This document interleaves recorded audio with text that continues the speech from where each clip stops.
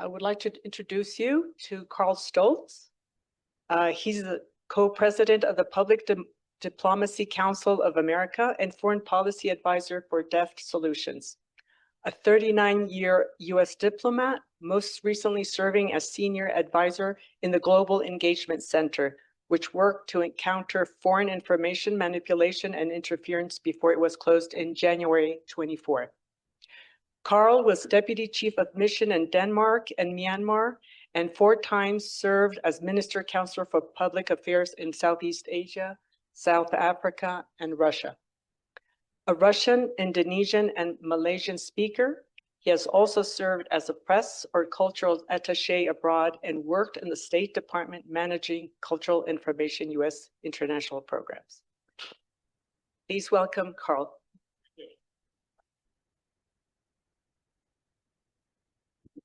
Thank you so much. Everyone can hear me? I'll try the mic down here, but if I start to echo or get quiet, let me know and I'll move it up. Toughest time slot of any conference is post-lunch the second day, so thank you all. I'll try to keep you entertained. I also will, I'm warning you in advance, spoiler alert, I'm going to probably scare some of you. But the good news is I'm going to try to finish on a happy note, so hopefully the lunch stays down. All right, so the topic that I am talking about is democracy related, and it is, I think, a very contemporary topic.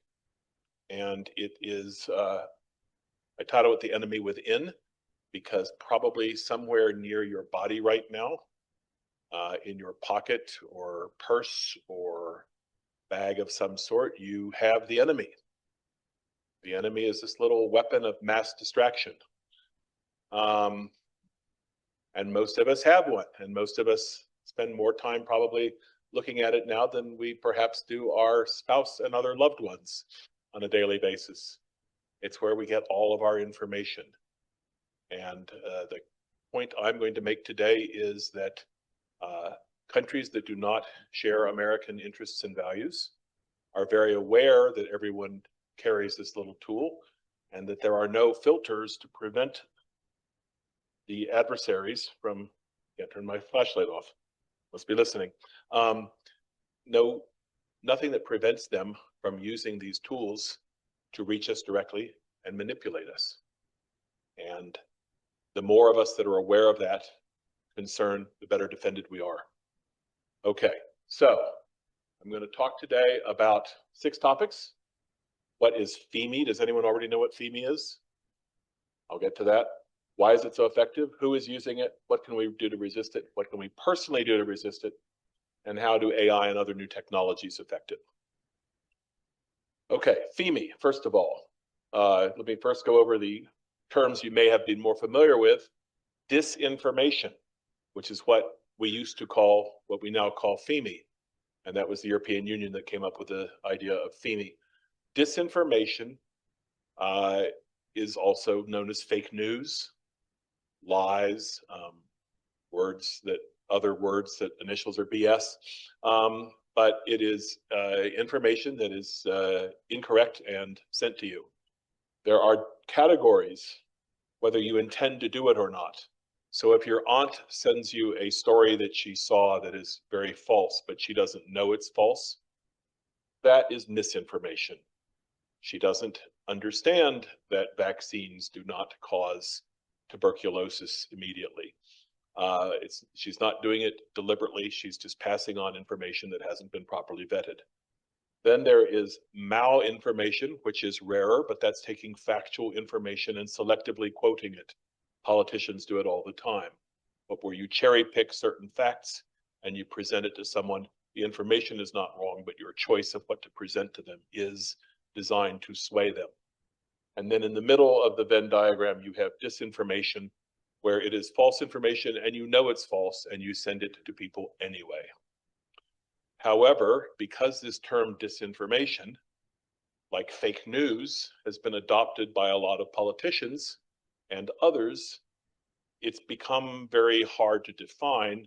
Anything your opponent says is fake disinformation, for example. So because of the difficulty of defining it, the European Union came up with the term FIMI, which is Foreign Information Manipulation and Interference, which more accurately describes what we're talking about here.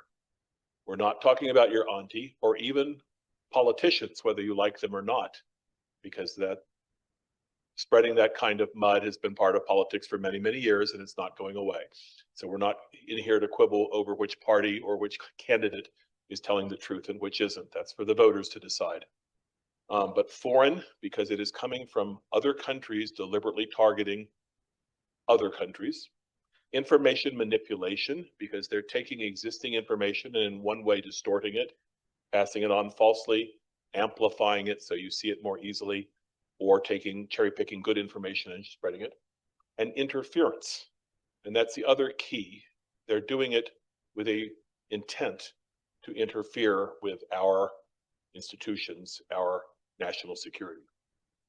So it is the clandestine use of propaganda and disinformation to create an international information environment conducive to a nation's policy objectives. And in this case, a nation means the adversary. Okay, so this slide also applies to all politicians, but it is also a principle of the 9 rules of propaganda. And if it looks like a Soviet poster, it's also the 9 principles that Vladimir Putin follows, I think, and perhaps other politicians we may have discussed here. First one, lie big. Don't bother making lots of little tiny lies. If you're going to lie, go for the big bazunga. Don't make it complicated. Focus your lies. Hit the same one over and over again. Repeat. People remember things that you hit at over and over again, not the one-time lie. Never, ever take blame for doing anything wrong, even when you're caught. Blame the other person. If the cookie jar is smashed on the kitchen floor and your mother says, "Who did that?" It was my brother, even though my brother isn't even home right now. Or the cookie jar propelled itself off the counter by itself to smash, "I was only watching."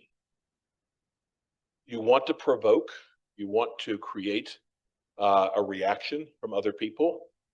You want to make everything into a crisis, black or white, life or death, good or evil. The more contrast, the more it will stick. As I said before, you want to appeal to emotion. People will remember that. I'll come back to that. You want to pander. You're not trying to really win a debate. You're not trying to use effective rhetorical skills here. You're just trying to find out what can demonize the opponent and make your argument stick. And there's no limits. If you win, it doesn't matter how you got there. Morality, ethics, those are for losers. So I don't know if there's any particular politicians you want to think about when you think about these 9 rules, but a lot of them follow these 9 tenets. All right, can't read this one, don't worry about it, but is this a real concern? And this was a Pew Global Studies poll last August, where they asked people in a lot of countries, I think that's about 30 countries, what is the biggest threat to their country's security right now? They had never asked before about false information. They'd never asked about FIMI before this particular poll last year. And surprisingly, in most countries when they asked, it won. More people around the world are more concerned right now about false information as a threat to their national security than epidemics, war, economic crisis, famine, natural disaster, you name it. And that is not just true in the United States, it's true in many countries, and not just in Europe. But if you can read that chart, you will see that it also affects South Korea as the #1 threat. It affects, as a second threat, Australia, South Africa, Brazil. Very few countries do not consider it one of the top 3 threats to their national security. But even though most people say this is the thing they're most worried about, you never really hear anyone talking about it on a national security level scale, or even the media talking about it as they do other things. So if the talk today helps wake you up to the fact that a lot of people are worried about this, and you're worried about this, congratulations, you have company. Okay, how does FIMI work? How does disinformation work on us? It churns our emotions like a blender. And there are several books on this topic by people who are much more experienced in psychology and sociology than I am. But they've identified primal fears. These are fears that go all the way back to our prehistory, when we were wandering around on the plains and hills and forests of early ancestry. There were things we were afraid of. One was the fear of outsiders, that other group over there. They're taking our territory.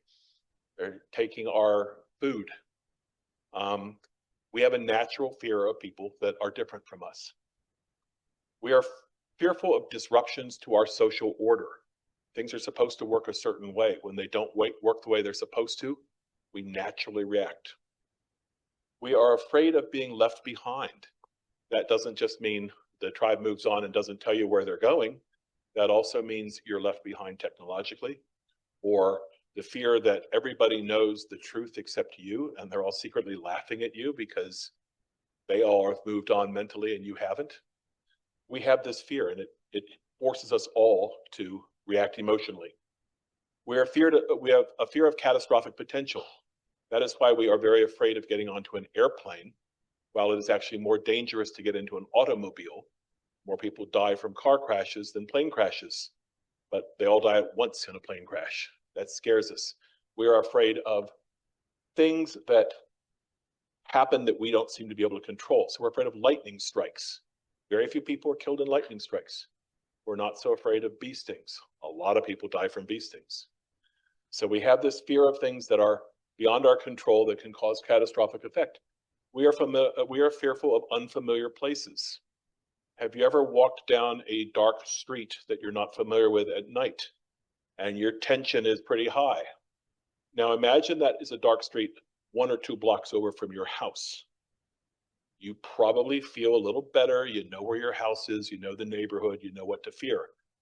Now do that in a dark street somewhere in another part of the country or another country, 2 blocks from your hotel. You're going to be freaked out. Things we don't understand, that's similar to the others, but if you have instructions on how to assemble something from IKEA, you're slightly less fearful of it than if you don't have those instructions and you're starting to make it from scratch. If you sort of have an idea how something works, it makes you a little bit less fearful than if you don't know how it works at all. Lost trust in what was once reliable. If the university, we've got a few students here, if the community college leadership always tells you that exams are a certain week and you prepare and study for them, you're fine. And if they send you an email the night before saying exams have been moved up and they're starting in 5 minutes, you're going to freak out and remember that. That's not what you were counting on. Anything that disrupts the reliability that we're used to from institutions, the church, the state, courts, but suddenly they don't behave the way they're supposed to, we remember it. And interestingly, danger to children, and I would probably add puppies and kittens here, but we have an instinctive reaction to things that seem to cause danger to children more than we do to people of our own age. Put these things all together, and we are an emotional mess. If you think about one incident that is in our recent memory, COVID. It checked about every single one of those boxes. And one of the reasons people reacted so emotionally to COVID is we didn't understand it. It had catastrophic potential. It affected kids. It made normal things not work the way they were supposed to. We were all freaking out. So if you are a manipulator of information, if you are a disinformer, you play on all these things. You know those primal fears, and you send a message to someone on their social media or their text messaging that creates these reactions. You spin the emotional roulette wheel and you try to land on an emotion that will create a memorable impression. And the example for this is, think back now, if you can, to one of your early childhood memories. Think about when you were 5 or 6. All right, everyone got something from their time over 5 or 6 in their mind? Now tell me, is the thing you were thinking of a moment when you were very happy, or maybe very sad, very scared, very jealous, something emotional, or was it oh yeah, I woke up that day and I had my cereal and then I played a little while and then I watched some TV and I went to bed. Probably not the latter. You don't remember the day-to-day routine stuff. You remember things that stick in your memory because, boy, I remember that time I broke my arm, the time my grandmother died, or the time I took a trip to Disneyland. That's what sticks with you. And in your mind and your emotion, those things stick. If you're sending a social media message from Russia that you want everyone to react to, not going to be drab and routine. It's going to be something that makes you react emotionally, and then it will stick in your mind more than other messages you receive. Anyone ever receive a message recently that says that it's the court or it's the police and you have unpaid driving fines and they're going to take your license in about 24 hours if you don't click this link? Guess what? That's an emotion. A, it's not true because that's not the way the police and courts inform people. And B, it created great fear and anxiety in you and you stuck with it. Even if you didn't click the link, you don't forget that text. Anyone recognize this guy? Anyone know who this is? Colin Kaepernick. Sorry for the students who this was like ancient history. Colin Kaepernick was an African-American quarterback for the San Francisco 49ers. Ruined his career because he chose to kneel during the national anthem at a football game in 2017 to protest African-American treatment in America. And other players began to join him. And for about 2 or 3 months, we had a social media frenzy in America with people talking about it. I was teaching at George Washington at the time. I had the benefit of graduate students. And so a couple of graduate students did a research project, and they looked at 130,000 social media posts, mostly Facebook, across America in those 2 months. About 68% of those social media posts did not come from America. Maybe not true now, but in 2017, there were not very many NFL fans outside of America. Almost all those posts came from St. Petersburg, Russia. The Internet Research Agency, led by Prigozhin, was going into existing American chat groups, American Facebook groups, and they were deliberately targeting people who supported Colin Kaepernick, and they were saying, all he's doing is peacefully protesting. You need to rise up and support him. And the same trolls, the same people in the same social media addresses were writing to people on the right and saying, he is spitting on the grave of veterans. He is trampling on the flag. You need to rise up and stop him. They didn't care about the NFL. They didn't care about African-American rights. All they cared about was creating chaos in America. And you can look at almost any country, especially the Russians, but others as well. They use social media to inflame existing problems into major problems. They pour gasoline on smoldering fires. So if you ask yourself, why is everyone so nasty and divided now? And why I can't even go to Thanksgiving dinner without getting into arguments around the table with relatives? What's going on? Some of it is just us and how divided we are. But some of it is other countries deliberately taking our existing differences and making them worse. Because it is in Russia's interests to have us so divided that we cannot effectively act as a country against what they do. So that's the Kaepernick story, but I have the research documentation if anyone wants to see it. All right, so I mentioned Russia. Anyone speak Russian? Does anyone know what this word is? Disinformatia. The word disinformatia, which means disinformation, is actually disinformation itself. Because Mr. Stalin there, in the late 1920s, when sitting around a table with the predecessor to the KGB, FSB, wanted to have a new word for the active measures, the efforts they use for propaganda and spreading lies to, he wanted a word to call it. And he said, let's call it disinformatia because it sounds French. They'll blame the French. Maybe not to you, but to a Russian ear, that word sounds like it's French origin. So the Russians decided to use disinformation to hide the fact that they started disinformation by blaming the French. And of course, alongside Mr. Stalin there, you see Mr. Putin, who is a certain modern master of this art of disinformation. But disinformation did not begin with Stalin or Putin. Disinformation goes way back in Russian history, even before communism, even before the Bolshevik Revolution, to the Tsarist secret police who used disinformation to fight the people opponents of their regime, of their monarchy abroad and at home. And there's a little book there called The Protocols of the Elders of Zion. Has anyone ever heard of that book? Okay, some of you have, some haven't. This was a book that was a forgery created by the Tsarist secret police. And it basically pretended to be the minutes of a meeting by the Elders of Zion, the Jewish leaders of the world who secretly controlled business and media and politics around the world in every country. And they got together to plot how they were going to extend their control over the world. And these were supposed to be minutes of those meetings. No such meeting, no such group, but the Tsarist police wrote this forgery to make it look like it was minutes from a meeting. Even if you haven't heard of the Protocols of the Elders of Zion, you've probably heard the conspiracy theories out there that the Jews control Hollywood, media, business, politics, law, whatever you want to say. And that all originated from this forgery that the Tsarist secret police did. Now, it would have probably gone away in a few years after they tried to spread it, except that there were some people who really liked that book and picked it up and paid to have it translated into other languages and spread. And one of the guys was the little guy pictured there. Does anyone recognize him? Henry Ford, the guy who invented the Model T and the assembly line. And I don't know if anyone drives a Ford car today, but Mr. Ford loved the protocols so much that he paid to have it translated into 20 languages.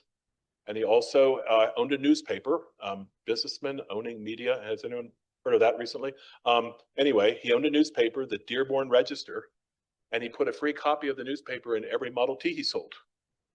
And usually on the front page of the Dearborn Register was a conspiracy theory about Jews, because he was a strong anti-Semite. So much so that when he was rising to power in Germany, Adolf Hitler said Henry Ford was one of his idols and inspired some of the things he wrote in Mein Kampf. And when Adolf Hitler was in power in his office, he had one portrait on the wall behind his desk, and that was Henry Ford. So that's the danger of a disinformation campaign, a forgery that can live on, and even to this day, there are conspiracy theories widespread about Jews that are based on mythology. Okay, so now we're going to talk about how a modern disinformation cycle operates. And this is an example of how the Russians, remember those 9 principles of propaganda I used before? This is how they like to do it. So you start off by denying that something happened if it's negative, but then you say, oh, it was the other side. They provoked it. They made us do that. And then you say, oh, they're all Nazis anyway. And then you say, oh, it was NATO's fault. And then you throw in a completely unrelated issue. What about food security? You know, we provide a lot of wheat in the world, you know? And then you go back and you start the spin cycle again. The most recent example from a couple days ago is the Russians are widely claiming around the world now that Zelensky, the president of Ukraine, is an art thief, because there's a doctored video of Zelensky speaking in his office, and behind him is a painting by Marc Chagall that was stolen from a Paris gallery a year ago. And they are spreading this video of Zelensky sitting in front of a stolen Chagall painting for this latest interview. Now, in fact, people that have seen the original video see Zelensky sitting in that exact pose, giving that interview in his office with a completely different painting on the wall. And there was an interview with someone, an art expert in France last year, where that Chagall painting is pictured and he's describing the theft of the Chagall painting. They just merged the two together. So they put the stolen painting in the Kiev president's office, and now are spreading the word widely that instead of running a country, he's actually an art thief. But the Russians will stoop to no level lower than they already have been, to continue to use fake videos, fake messages, and to denigrate their opponents. Okay, I spoke briefly about Russia. Happy to come back to that later because that's my area of expertise. China. China is a little different than Russia. That is a actual Mao Zedong quote from his little red book, I suppose, or his little red tweet. But China is a lot more subtle than Russia. What I like to say about Russia's efforts to spread information manipulation is that they empty their trash can out on the world every day and see what sticks. They don't mind any lie. They try 100 a day, and they see which ones generate a reaction. China tries to be a lot more quiet and more subtle, although they have engaged in disinformation campaigns, especially they were feeling very vulnerable about COVID. So they spread lots of rumors during the COVID era about how the vaccine was actually spread, trying to distract attention from the possible connections to China. They spread a rumor widely in Asia that COVID was spread by Amazon packages, which also benefited China because they didn't have to compete then to spread their own goods in other ways. But they said you could only get COVID if you received an Amazon package, which probably hurt Amazon sales for a while in Asia. They also said they came from Maine lobsters. The origins of COVID was apparently lobsters harvested in Maine. And the reason they were pushing that one, especially domestically, is very few people in China can afford Maine lobsters, only the elite. So nobody really knew whether that was true or not. They couldn't prove it, but it probably hurt Maine lobster sales for a little while. But China usually doesn't go to those sort of outrageous lies. What they try to do is very quietly and subtly control the media environment. So around the world right now, media, newspapers, magazines, radio stations, television stations are struggling financially. So what China is going, especially in other countries, going to the media in those countries and saying, we will give you free content. We will give you CCN, China Television Network. You want photos of the Winter Olympics, you want photos of all the latest news, we'll give you free television content or radio content or wire service under a Xinhua brand. All you have to do is sign an agreement that you will not receive information from any other source. And a lot of media are signing up for that because they can't afford to buy international content.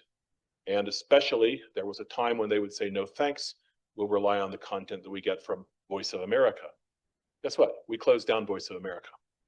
And when Voice of America lost all of its frequencies that it broadcast around the world, even if we brought it back now and tried to start again, we couldn't broadcast on the same frequencies because China's bought them all. So China is very effectively spreading its views around the world. And they are not just talking about China, they're talking about local issues that resonate with local audiences, with a few exceptions. You will never hear on a media controlled by China any mention of Tibet, or probably Hong Kong, certainly not Xinjiang, never the Dalai Lama, or Winnie the Pooh. You will never hear Winnie the Pooh mentioned because Xi Jinping is mocked in China as looking like Winnie the Pooh. So Winnie the Pooh cartoons are banned in China. And if you want to test whether a media in another country is controlled by China or not, send them an article that mentions Winnie the Pooh and see if it gets published.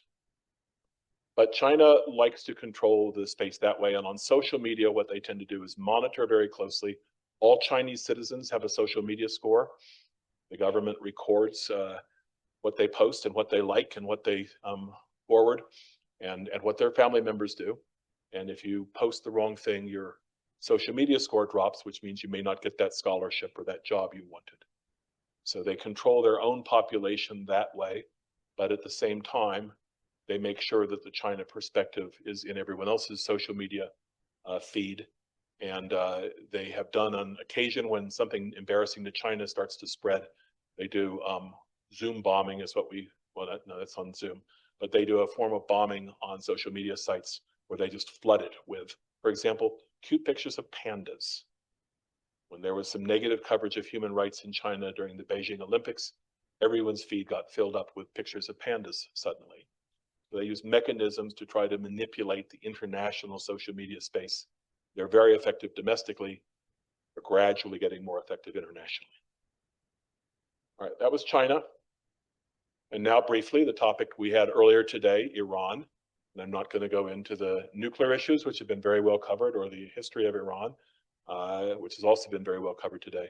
But the one thing that people don't realize about Iran, I think, is that in addition to their own propaganda, and I don't know if you've seen the little Lego figures that are very popular right now, But Iran is not only good now at promoting their own agenda via social media, but almost all the social media and websites you see for Hezbollah, Hamas, the Houthis in Yemen, and other groups are actually run by and funded by Iran. Best example I have of this is during the Gaza wars, when there were a lot of people in Gaza that were legitimately suffering, famine, bombings, hospitals being destroyed, and there were people around the world that wanted to help them. And there were various sites set up to help the people of Palestine. We estimate that about 35% of the money that people donated never got near Gaza. It all went to Iran. And they did fake sites that made it look like they were Palestinians who funnel more money into their propaganda machine. So whatever you think of the current war in Iran, do not forget that Iran's tendrils, their stingers, extend through other groups, and they are currently the host of the leaders of Al-Qaeda as well. So Iran has always effectively used connections to terrorist organizations to promote their own agenda without identifying it as Iran. And that's the one common thread from all of these countries, Russia, China, and Iran. We are firm believers in America in free speech. The organization I used to work for, the Global Engagement Center, fully supported everyone's right to say whatever they want, to read whatever they want, to watch whatever they want. There is no restriction on free speech, despite what some people in the current administration thought of us. But we don't believe that you should do that by hiding your identity. And Russia and China and Iran are free to push their propaganda all they want if people know they're getting it from Russia, China, or Iran. Our objection is when they send that information to you, not letting you know that it's really coming from those countries. When Russia pretends to be someone in America on a social media post talking about Colin Kaepernick, when China pretends to be a media organization in a third country, not letting people know that the strings are being pulled from Beijing, when Iran pretends to be Palestinians in need, when it's actually Iran's government. The hiding of the identity is what makes their FEMI so dangerous.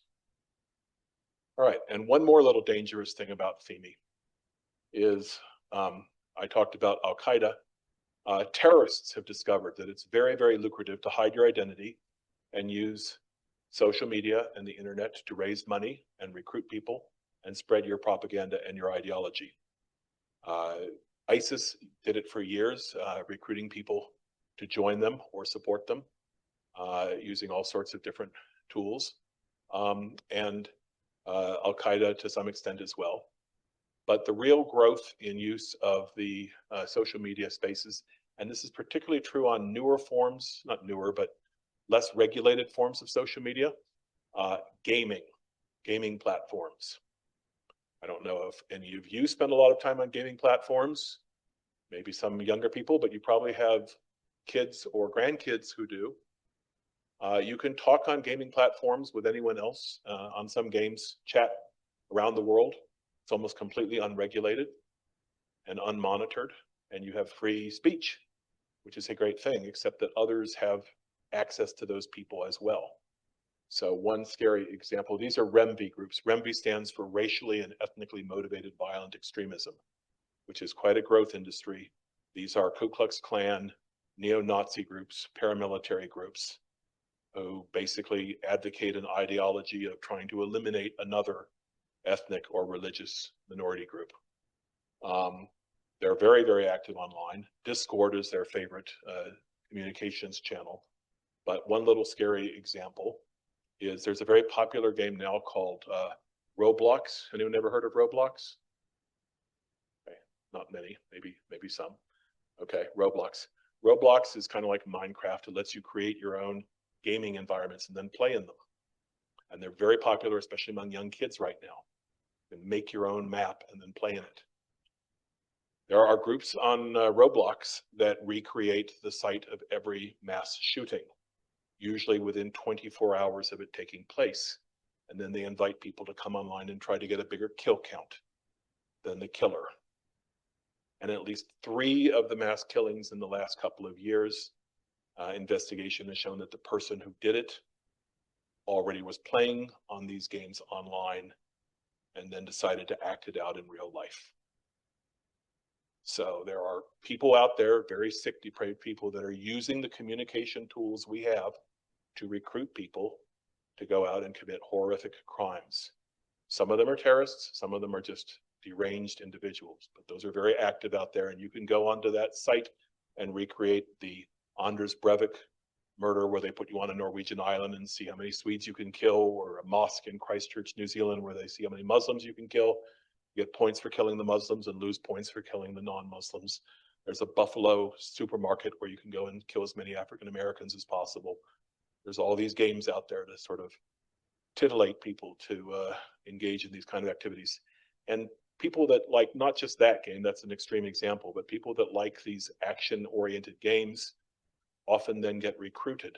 So if they're playing a Call of Duty style shoot 'em up and they get a high score and they're very proud of themselves, someone will write them a message and say, hey, you're really good at this. Would you like to do it with real guns? Or would you like to, you seem to like to kill people of a particular ethnicity or gender or religion. Would you like to join our cause? And we'll help you do it in real life. So that's where they find their recruits, because that's the demographic they're looking for. Almost 100% unregulated in every country. All right, have I lived up to my promise? Have I scared you all? Got the emotions, so you're gonna remember this. I'm doing my propaganda well. All right, now we're gonna talk about how we can fight it. I'm not gonna make you read this slide. This was our friends at the Canadian Center for Cybersecurity. There are people out there that are trying to fight this, and there are lots of different ways to know what to look for to spot these things. And deep fakes, and this is an AI tool, but it's becoming increasingly easy to copy anyone's image, anyone's voice, and make it seem very, very real. And no one is enough of an expert to spot all of the fakes. So you can't stop it. It's kind of like a virus. You can't prevent viruses from existing, but the more you are aware of them and the more you are vaccinated against them, the less likely you are to suffer from them. So what I'm doing here and what you all need to try to do is help vaccinate people by telling them the risks so they're more alert and vigilant. So another chart, and I'll share this chart with the forum if you want to parse it later, but this is the ways that domestic actors, Russia and China, act in this space and the constraints they have, their time horizon, where the Chinese tend to think much longer term. The guy who's trying to scam you to hit that link to pay your traffic fines is probably very short term. He just doesn't get a return click quickly, he'll move on to something else. Russia and China are working longer term, but they're all there on your phones trying to manipulate you every day. So how do you protect yourself? I like to recommend these 5 rules of engagement. Number 1, and this is duh, but too many people don't understand it, especially your auntie. Don't believe everything you read, especially if it comes to you from a person you don't already know or a vetted media organization. Too many people don't apply that rule. Interestingly, what do you think? Do you think older people or younger people are more skeptical of what they receive online? How many people think older people are more skeptical? A lot of skeptical older people. How many people think younger people are more skeptical? Okay, it's a mixed poll. I tested this at GW.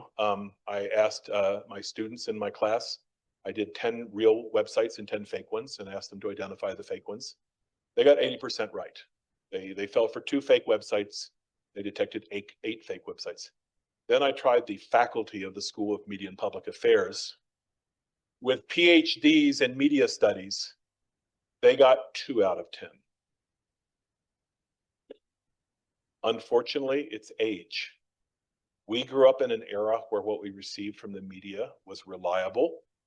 We learned to trust what we were told. Social media is a relatively new tool for some of us.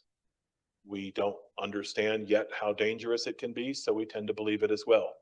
Young people, probably before maybe they took their first step, they had access to social media, and they have grown up skeptical because their friends are always trying to catfish them, and they don't believe anything really until they really trust it. So they just have a built-in radar that we don't, and we have to be aware of that and then make it so more vulnerable. Okay, number two, when you get information from someone you don't already know well or a media source you trust, use a secondary search. It's a pain, it takes extra time, but if someone says, hey, did you hear this is happening? And it's enough to make you react, it should make you enough to then look at searching another site to see if the same information is there, or looking at least at Wikipedia or somewhere else to see if that source is credible. Do a little background check on people before you believe it, especially if it's something that triggers a reaction. Recognize the telltale signs of false information and propaganda. I'll give you some tips on how to do that. Rhetorical techniques, I will give you some tips on that as well. But, to go back to the Greek philosophers, learn how you can tell when someone is trying to tap your emotions versus when someone is presenting you data and facts. And finally, support independent journalists. Because if you don't like step 2 and having to use Google every time you get a new piece of information and search it 3 times, the place where you get reliable information are non-politically affiliated journalists who are out there doing all that double sourcing and fact checking for you. So please support them. Okay, this is not like the lectures we had yesterday about the history of democracy in Greece, but a little bit of Aristotle for you. And that is that he talked about 3 ways of persuading people. Logos, logic, that is providing facts and letting people see the facts right laid out in front of them and hopefully believe your argument because it is factual. Numbers don't lie sometimes. Ethos, the credibility of the argument. You saw my background. You know that I work in this field. Perhaps you believe what I'm telling you today. You believe people that have professor in front of their name or doctor in front of their name, I hope. You trust people because of the reliability of them themselves or their institutions. If it's a guy in a trench coat whispering you the same fact on a street corner, you might not be as likely to believe them. Pathos is emotion. Does it make you feel emotional? Does what I just tell you cause you to react in an emotional way before you think through the facts? When you get that alarm message on your phone that your second cousin has just been involved in a terrible accident in Spain, please send money now. Does that hit your emotion so hard that without thinking, wait a minute, I don't have a second cousin? Does that cause that reaction, or do you just jump to it? We'll do questions in a minute. All right, so ask yourself when you get any new piece of information, is this logos, ethos, or pathos? Am I believing it because I trust the person? Am I believing it because it's factual, or is it emotional? And if it's emotional, it's red for a reason. That requires more diligent searching than the other 2. All right, optional homework. These are 2 free games, harmonysquare.game and catpark.game. You can find them online. You can play them for free. They're not wildly entertaining. You're not going to play them. This is not Angry Birds or something. You're not going to play this forever. Probably once. GEC, the organization I worked with, developed them. They teach you how disinformation works on you. And about 25% of the people that have played these games then are resistant to it in the future. That's 25% is not great, but it's a pretty good return on investment for one game. So Harmony Square is in 20 languages. The American English version, a beautiful little town, everyone likes each other. And the question comes to whether you put pineapple on pizza or not. And I don't know what you all feel about that.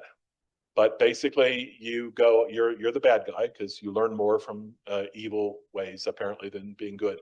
You're the bad guy, and you go on to the people that like pineapple on pizza, and you say the government is going to ban pineapple, so you can't have it on pizza anymore. And you go to people that hate it, and you say the government is going to mandate that all pizzas now have to have pineapple, and you have to eat it. You usually, within about 20 minutes of playing, can turn the town into civil war over that issue. But it teaches you the mechanisms by which you influence people. Cat Park is a similar game using more sort of manga art, but that's a mayor of a city who says, we've got lots of dog parks in town and maybe we should have a park for cat owners, which anyone who owns a cat like I do knows that's ridiculous, but she wants to create a park for cat owners. And you, in your evil guise in the game, you start spreading rumors about the mayor. And you you can doctor photographs and videos, so it looks like she's receiving bribes, and you spread the message that she's actually the leader of a satanic cat worshipping cult. And the way to score in that game is her popularity ratings, which start up like 85%. Everyone loves her. And usually after you've worked on her for about 15 minutes, she's down around 10%. And the second half of the game is you have to try to build back her reputation, and you discover that's almost impossible. The best you can do is get people at the end of the game to say, crime rates are low, the economy's great, even though she is a satanic cat worshiper, we still like her. But you can destroy a reputation very easily with innuendo. These two games teach you how to be bad, but in so doing, when someone tries that on you, you're more resistant. So try them. If you like them, share them with friends and family. The more people that are aware how disinformers work, the more resistant. That's the vaccine. Support journalists. The only security of all is a free press, according to Jefferson. Independent media do your work for you to check things out and tell you what is and what is not credible. These are some of the organizations that work on that. There are many, many more, but please do what you can. You know, if you have those annoying firewalls now when your favorite publication wants you to pay, if you really like that publication, pay. They need the money to survive. But keep independent free media working, or we are all going to be in a propaganda world where we only get information that powers that be want us to see. And I'm happy to take questions now.